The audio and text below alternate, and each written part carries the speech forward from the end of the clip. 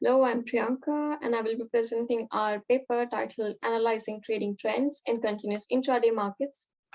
So this is the outline of my talk, where I will be talking about the background of the continuous intraday market, which I will refer to as CID market in the talk, and the trading behavior in the CID market, more about the price time series, correlation and vector autoregressive analysis, and the conclusion. So what is this continuous intraday market and what is the importance of it? It so happens that due to the increasing variable renewable energy sources, there is more intermittency and it requires more short-term trade in the electricity markets, which is why intraday market is becoming very popular, because it provides an opportunity for the traders to adjust their positions after the closure of the day-ahead market up to a few minutes before the delivery. For example, here we can consider the DP1, which is the delivery product one. It refers to the first hour of the day D of the physical delivery of electricity. And then you can trade for it from 3 o'clock CET up to a few minutes before its real time. And this time depends on which specific market you are situated in. So this is an example of Sweden, for example, where you can trade up to 11 o'clock in the night. So 1 hour before it's dispatched at the midnight.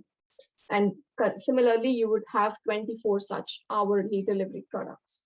Now, the importance of this is so widespread that you have a whole project called Continuous Single Intraday Coupling Project, which is more like you can see all of these highlighted countries in the figure.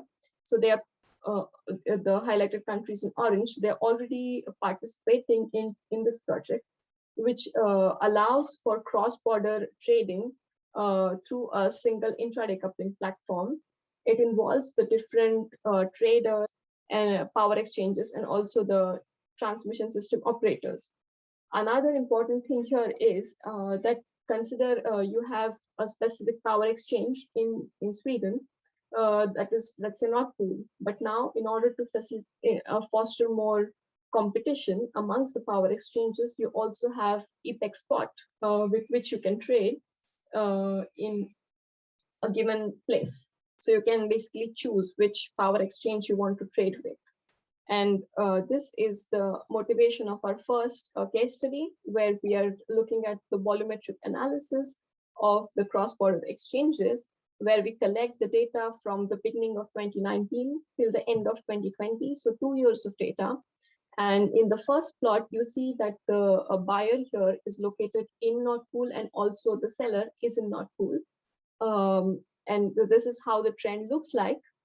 In the second Sankey, we have divided it into two parts. So the first part is where the buyer is in Nord Pool, but the seller is in some other power exchange.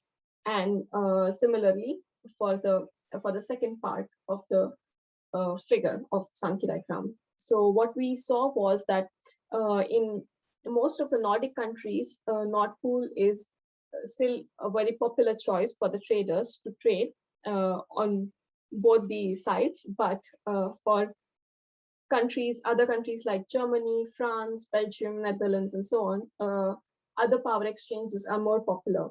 So what we further did was to check the total volume traded in this plot. It was close to 9.6 terawatt hours, whereas for this plot, it was close to 32 terawatt hours.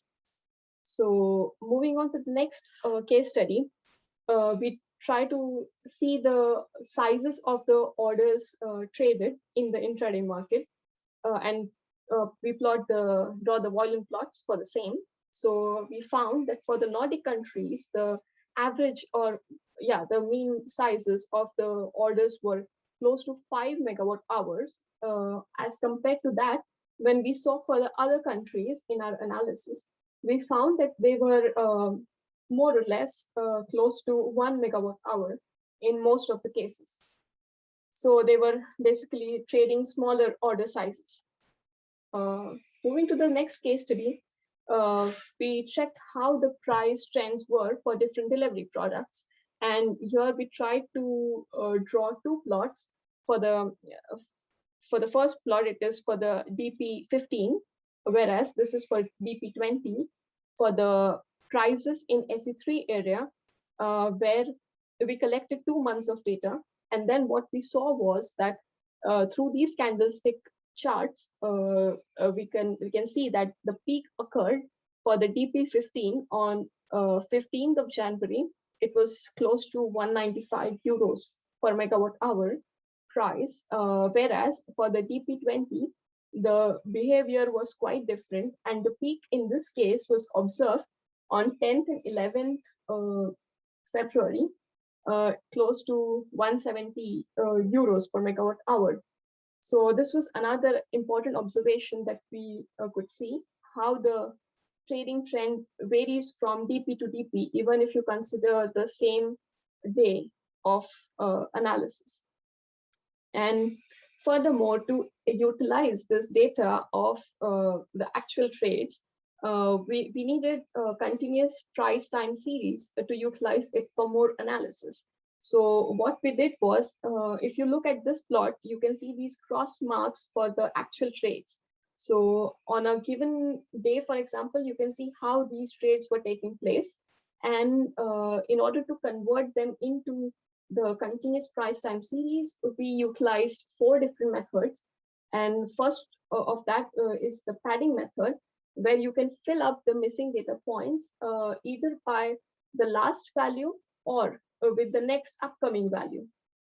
In the linear interpolation, we directly join the next point with the last point. And in the third method, the VWAP, volume weighted average price. So there, what we did was, for a given day, we take all the trades and then check their prices and volumes and take their average. So it's like one value for a given day.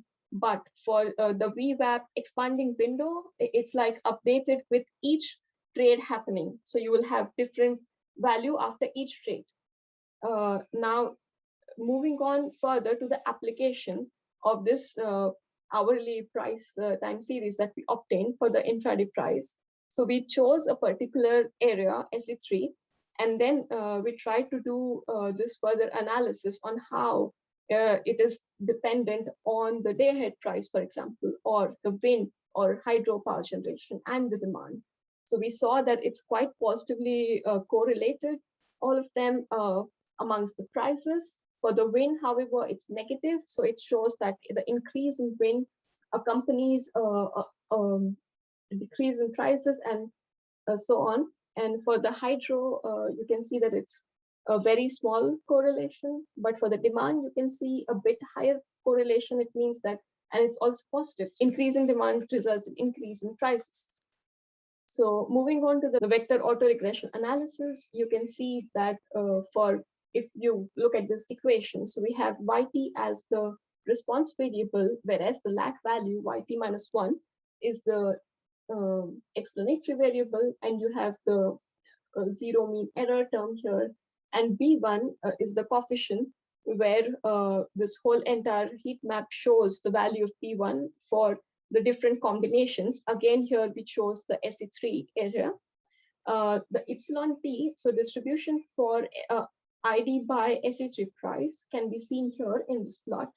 What we found was that it cannot be modeled through a normal distribution. So this gives a future possibility of the next research work. And we also saw for the different other elements, for example, for wind, hydro, and demand, it was possible to model it through normal distribution, but not for the ID prices and the day-ahead prices.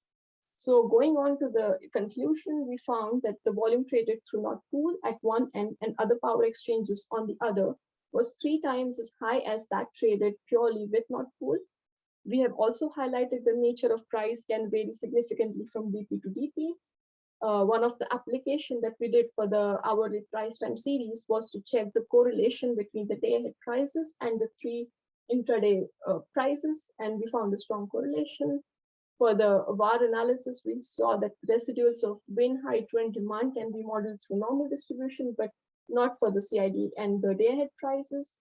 And in the future, we will derive more tools to accommodate for the generation of realistic scenarios of all the CID prices. Thank you.